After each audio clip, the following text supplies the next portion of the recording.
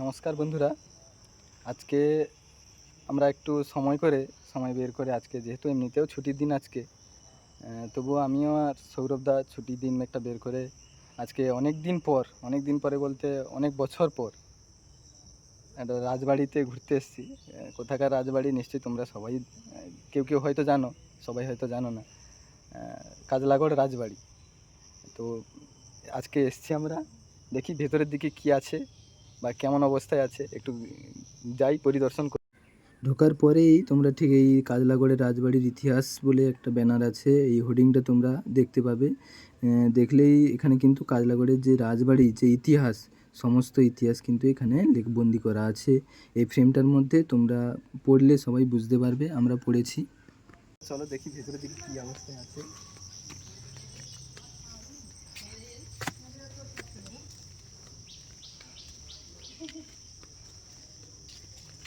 তো সবাই ক্যামেরায় সব কিছুটা বন্দি হচ্ছে, দেখতেই পাচ্ছ একদম ভগ্নপ্রায় অবস্থায় সব কিছুটা।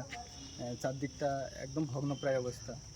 আমরা বহু বছর এটা খুব বহু বছর বলতে গেলে শতাব্দী পুরনো এই রাজবাড়ি, যেটা এক সময় রাজাদের দখলে ছিল। এখন সেটা গভর্নমেন্ট আন্ডারটেকিং হয়ে গেছে, তো সরকারি দখলে হয়ে গেছে।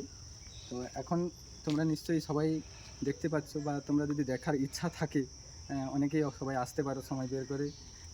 বাজকুল থেকে 4-5 কিলোমিটার মির্জাপুর লাইন, অর্থাৎ মংলামড়ু লাইনে এলে, আর মির্জাপুর স্ট্যান্ড থেকে বাজকুল রোডের দিকে প্রায় 1-2 কিলোমিটার এলেই তোমরা কিন্তু এই রাজবাড়িটা দেখতে পাবে। এই দেখতেই পাচ্ছ তোমরা ভেতরে অবস্থা।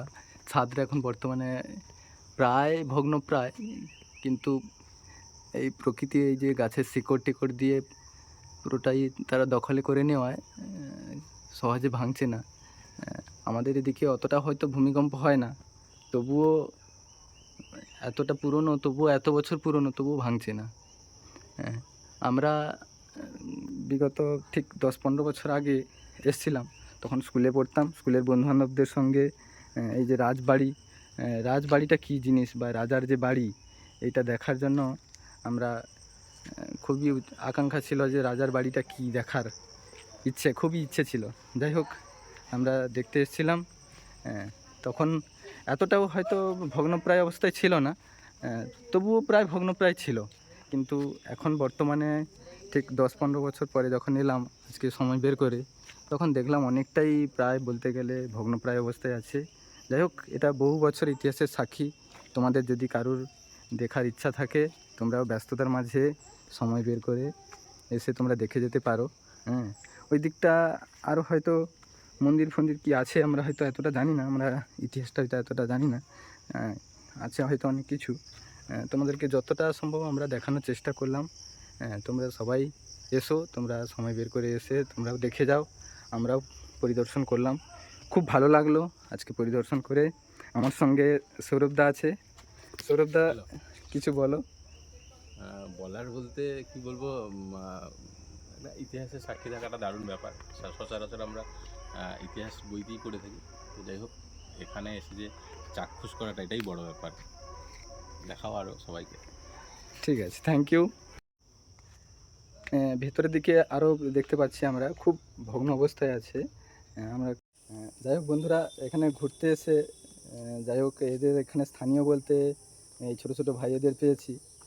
ছোটো ছোটো ভাইদেরকে জিজ্ঞেস করবো, এরা এখন জিজ্ঞেস করলাম আমরা, এদের সঙ্গে কথা হলো। এরা বলছে এরা এখানেই বাড়ি। তোদের এখানে বাড়ি তো নাকি? হ্যাঁ। তোর নাম কি? তোর নাম শুভ হরে। যাই হোক, এরা স্কুলেই পড়াশোনা করে। যাই হোক, বাড়ির পাশাপাশি এদের রাজবাড়ি, তাই এরা সবসময় প্রায় ঘুরতে আসে। এদের এখানে প্রচণ্ড পরিদর্শন করতে সবাই আসে না? আচ্ছা আচ্ছা। প্রায়ই এখানে বলতে গেলে জোরেই আসে, ওরা বলছে, যেটা ওদের মুখ থেকে যেটা আমরা শুনতে পেলাম, জোরেই আসে তো নাকি? হ্যাঁ। বিকেলের টাইমে নাকি ওরা সবাই ঘুরতে আসে। যাই হোক, এখন আমরা দুপুরের দিকে এসেছি, এখন হয়তো এতটা ভিড় নেই বলতে গেলে, তাই ওদের সঙ্গে কিছুটা কথা বললাম, কিছুটা সময়ও কাটালাম, খুব ভালো। যাই হোক, ভিডিওটা দীর্ঘায়ু করবো না। এতক্ষণ সবাইকে সময় দিয়ে দেখার জন্য অসংখ্য ধন্যবাদ। যাই হোক, ভিডিওটা এখানেই শেষ করছি। তোমরা যদি পারো সময় করে এসে দেখে যাও।